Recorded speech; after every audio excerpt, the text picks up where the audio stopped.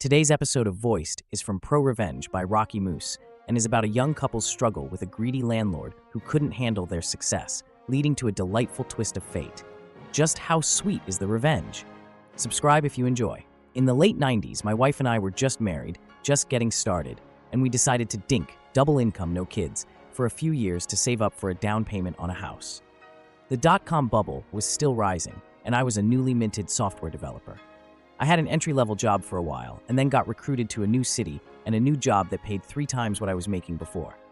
It was an offer too good to pass up. I ran the numbers, and it was a no-brainer. By living frugally and saving my entire salary, living off just her income, we would easily have enough in a year to put 20% down payment on a new house. We rented an apartment in the new city that was listed for $950 per month.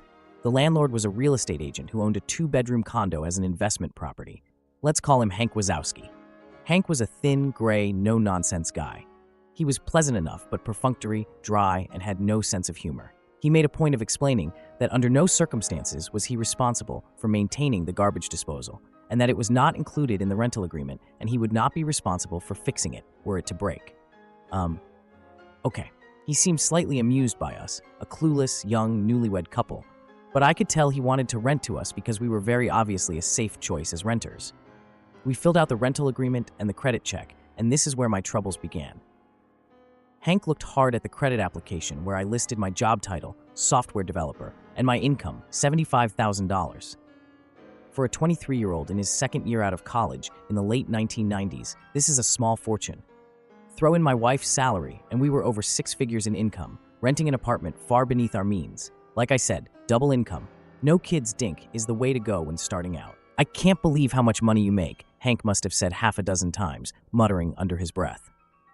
I explained we were saving to buy a house and that we were only going to stay in the apartment a year. We might stay a few months after the term is over. Would month-to-month be okay after a year? Hank assured us that would be fine. We saw Hank only once during the year, and he again mentioned my salary and how he couldn't believe that is what software developers were making. It was awkward, and I gave a vague reply. Anyway, a year later, we had found a house to buy, signed all the papers, and were making plans to move. The new house was not going to be ready until 2 months after our rental lease was up. So I called Hank to ask if we could, as discussed, simply extend the lease by 2 months before moving out.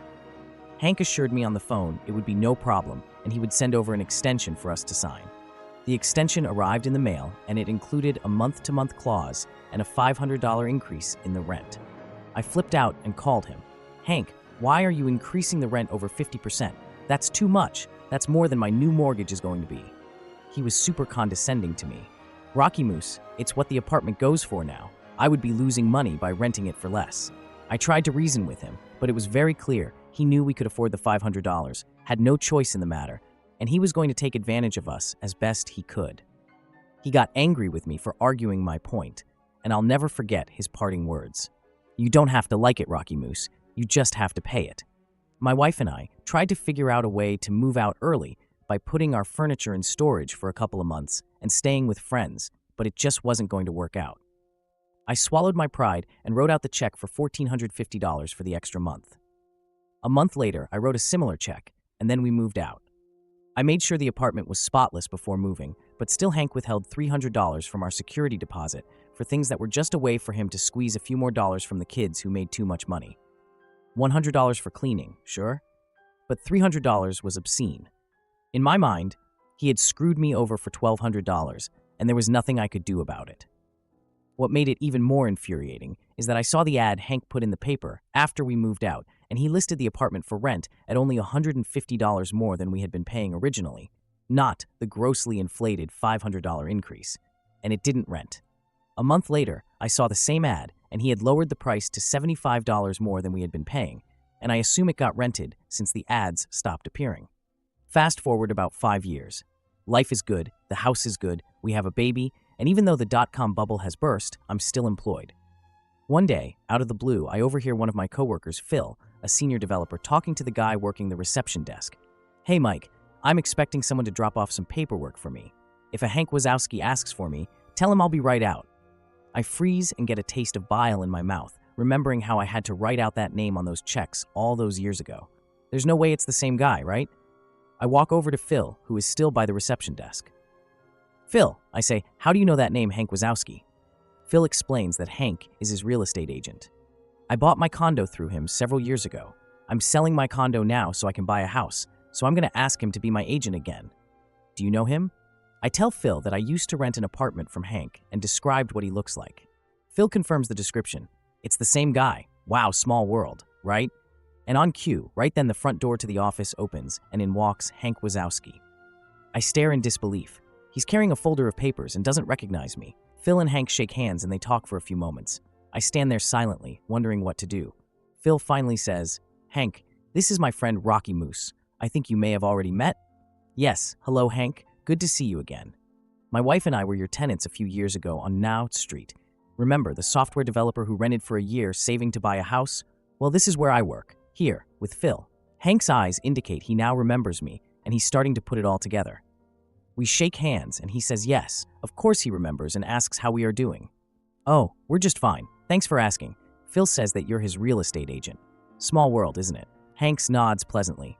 He still doesn't remember the details of our last conversation.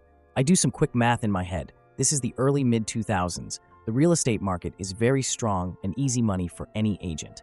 The crash of 2008 is still a few years in the future. I start to think out loud. Selling the condo for around $150,000 to $200,000, and you're looking at houses in the $500,000 range, so that's $650,000 to $700,000 in total transactions. An agent getting 3% on the sale and the purchase is getting around $20,000 for his trouble. That's a good commission for the agent, isn't it? Hank's eyes flash, and I can tell he remembers everything about me now. Phil is surprised at my passive-aggressive tone. I am enjoying the uncomfortable silence. Hank deflects my question, saying it's complicated, and tells Phil to send back the papers as soon as possible. He shakes hands with Phil, looks at me, nods, and goes to leave. It was really good to see you again, Hank. I call behind him. He exits the building. As the door is still shutting, I say a bit too loudly so that Hank can hear. Phil, don't sign anything just yet. I have a story to tell you. Phil looks at me and says, Rocky, what was that all about? He looks upset and confused at my behavior. I tell Phil the whole story. The rent, the $500 increase, the security deposit. You don't have to like it, you just have to pay it. Everything. Phil, you can't use this guy to sell your condo and buy a house. I hate him. He's evil. I'll help you find another real estate agent. Just use anyone but Hank.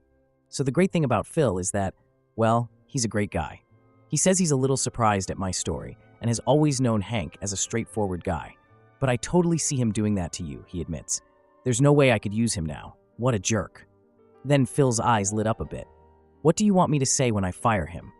I have special feelings for Phil now. We came up with a plan, and I made sure there were some key phrases in Phil's repertoire.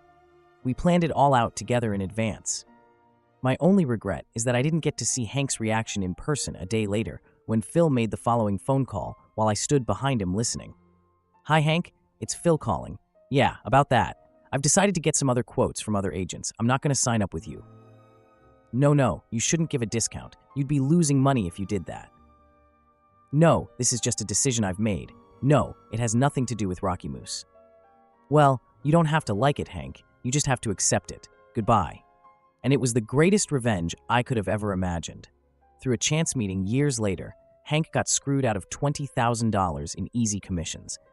And the best part is Hank absolutely knew it had everything to do with Rocky Moose. Wow, what a roller coaster of a tale. I mean, can you believe the audacity of that landlord, Hank Wazowski? He thought he could pull a fast one on our friend Rocky Moose. But karma has a way of catching up, doesn't it? It's like a perfect plot twist straight out of a movie, exactly the kind of satisfying comeuppance we love to see. So what do you think? Was Hank's jealousy worth it in the end? Drop your thoughts below. Let's dive into this drama together. Thank you for listening to today's episode of Voiced. If you enjoyed daily high-quality stories, please like and subscribe to show your support.